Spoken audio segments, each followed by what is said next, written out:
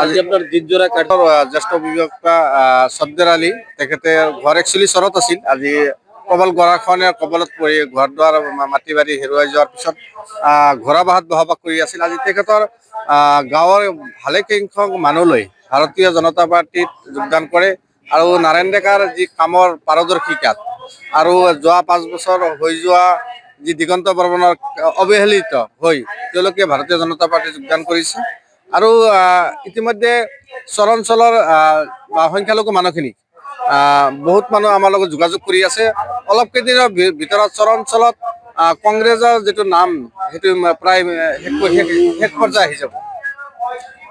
অঞ্চলত প্ৰায় নাই বৰক্ষেত্ৰী সমষ্টিৰ সংখ্যালঘু মানুহখিনি বিজেপিত কমচে কম 70% মানুহে বিজেপিৰ পক্ষত ভোট প্ৰদান কৰিব। আৰু কংগ্ৰেছৰ যিজন বিধায়ক আছিল দিগন্ত বৰ্মনে চৰাঞ্চলত প্ৰায় 90% ভোট লয়। আজিলৈকে চৰাঞ্চলৰ এটা প্ৰদৰ্শন কৰা নাই আৰু এটা উন্নয়নমূলক আঁচনিও চৰাঞ্চলত কৰিবলৈ সক্ষম হোৱা নাই আৰু সেইকাৰণে মানুহে বিক্ষোভ হৈছে তেখেতৰ ওপৰত। যিকোনো খবৰৰ বাবে যোগাযোগ কৰক আমাৰ এই নম্বৰত 9181 307 221।